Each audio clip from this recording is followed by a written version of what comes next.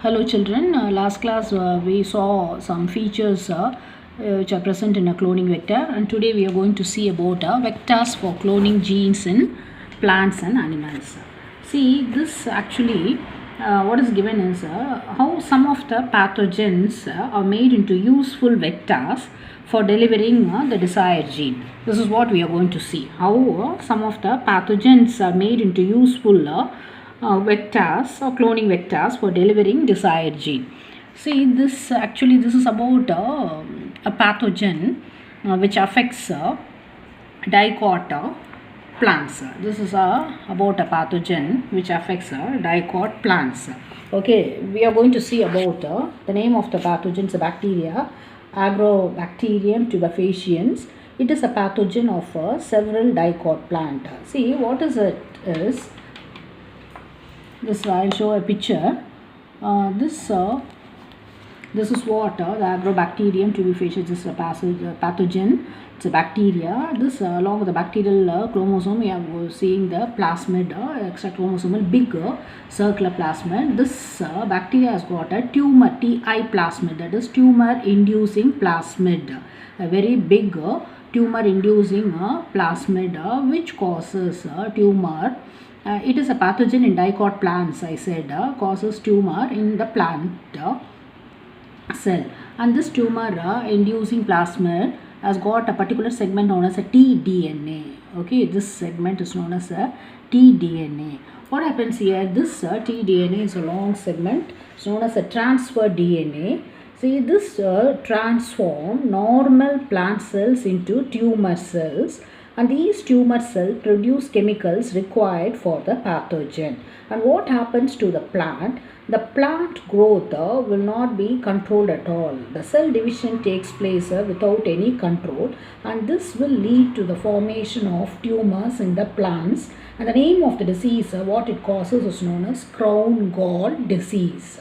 Okay, that is because of this transfer DNA that is present in a tumor inducing plasmid, okay, which is able to transfer normal plant cell into tumor cell, in which the plant's cell division takes place in an uncontrollable manner, which will result in the formation of tumor. The name of the disease is crown gall disease. Okay, it is a rod-shaped bacteria.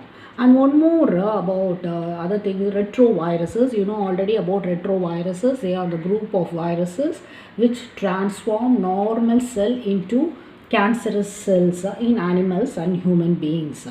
And see, this agrobacterium, you said the next picture, this is what see, you can see how it affects the plant cell. Okay, tumor inducing the plasmid, this transfer DNA, how it is entering the plant cell and affects the plant cell.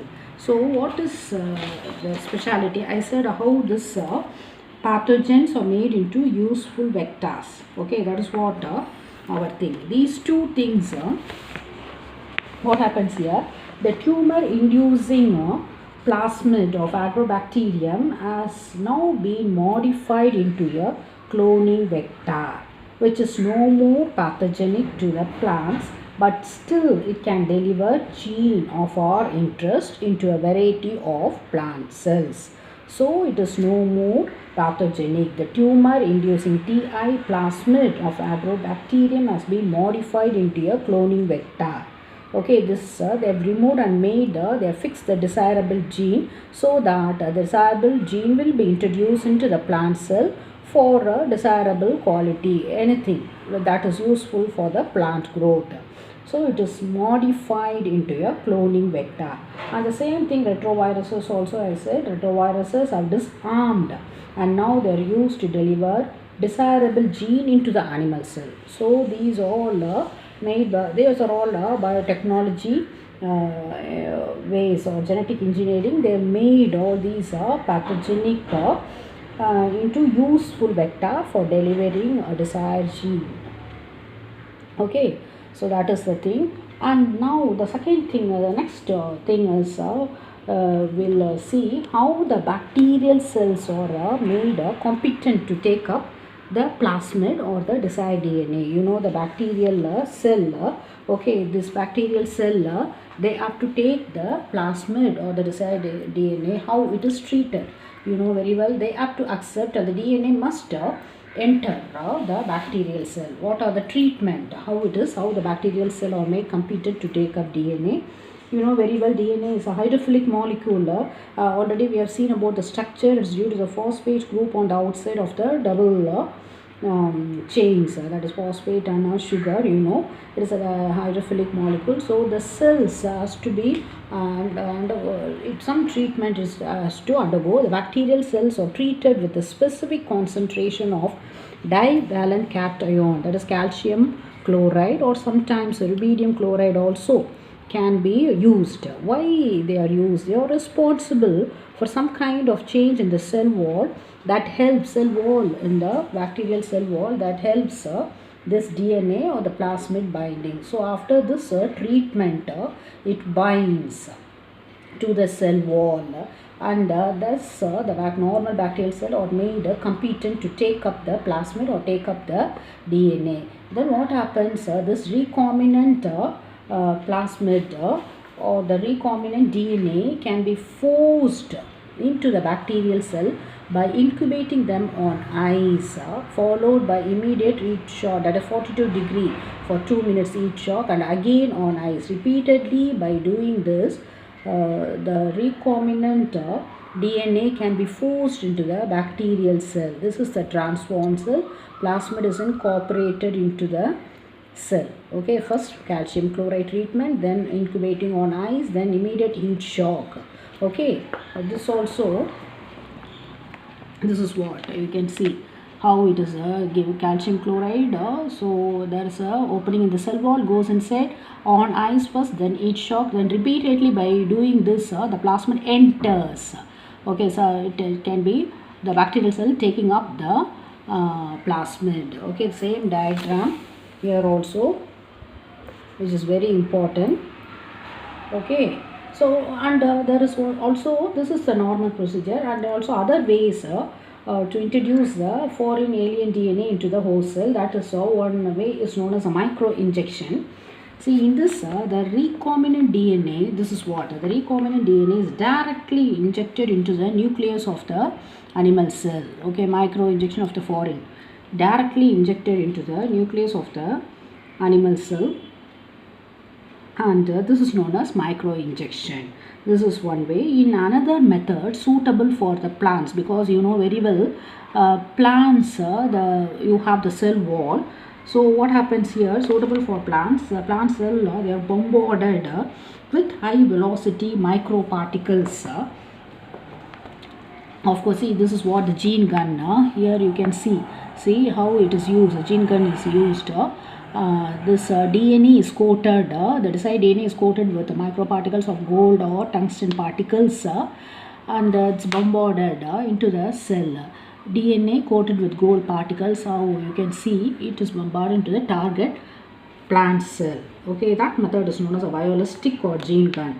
Cells are bombarded with high velocity microparticles coated with the desired DNA, then goes inside the desired DNA along the particles goes inside the plant cell. This is known as vialistic or gene gun. Okay, this is the method.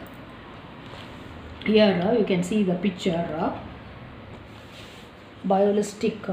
See, the desired DNA coated with the microparticles, gold or tungsten, bombarded. That gene gun I showed that, no, that picture. With the help of that, it will be bombarded into the plant cell. The plant cell takes it, and it is going inside DNA insertion inside a transformed plant cell. This is how it has been introduced inside the plant cell, vialistic or gene gun, directly to introduce the desired DNA.